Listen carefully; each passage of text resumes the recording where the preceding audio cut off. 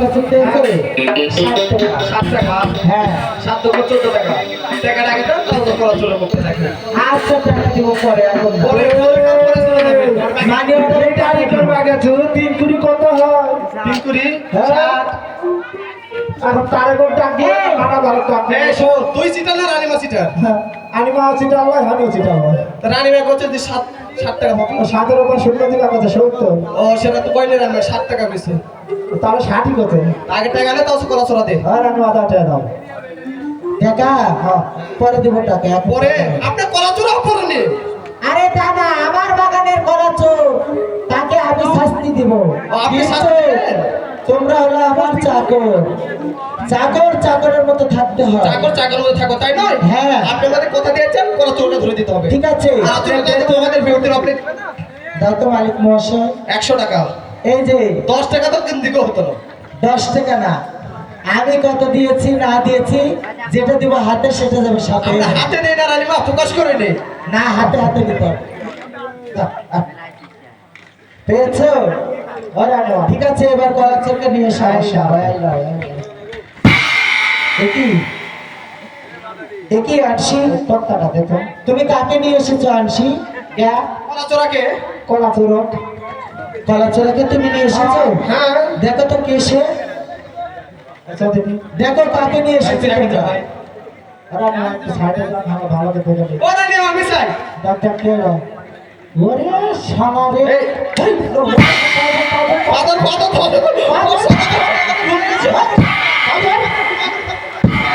আমাদের খুব বড় হয়ে গেছে এই শালা পাদর শালা পাদর ও তো পা ধরে আছে আর পাদর ধরেছে জানতে এইটা বেঁধে আসো আমাকে ছেড়ে দিতে দাও সদাগরি দিতে বলছি সদাগর সাহেব বলুন না জানে না শুনে আপনাকে যে আমরা ধরে নিয়ে এসেছি তার জন্য আমাদের ক্ষমা করে দাও সদাগর সাহেব তোমাদের কোনো ভুল নেই রামসি হয় পাওনা ছাড় দাও এ আমার দৃষ্টি লেখা ছিল তাই তো হয়েছে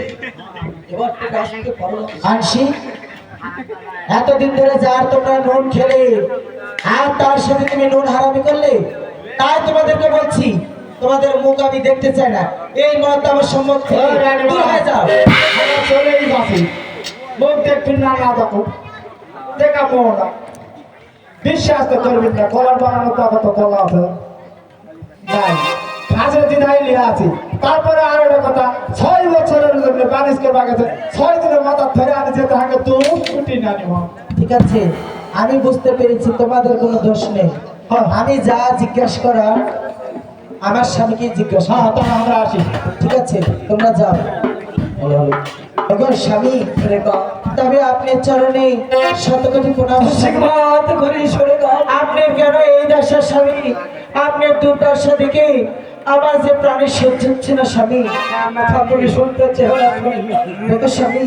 কোথায় শুনলে যে তুমি ধৈর্য রাখতে পারবে না কেন স্বামী স্বামী বলো কোথায় আমার ছাই পুত্র কোথায় মারলাম আজি শুনে কা এমন করে বলো না শুনে কেন স্বামী তুমি তখন শুনতে চাইছো আমি তোমাকে বলছি তবে বলো স্বামী যখন ছয় পুত্র আমি যখন এই কালিদার সাগর পার হচ্ছিলাম তখন এই সর্বনাশী পন্থ আমার ছয়টি পন্থী গান ছেড়ে বসে ক্যারাম খেলবো লুডু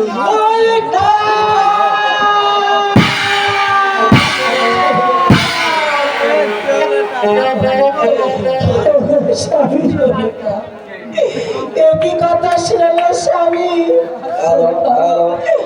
আমি যে হারিয়ে ফেলেছি দেশানে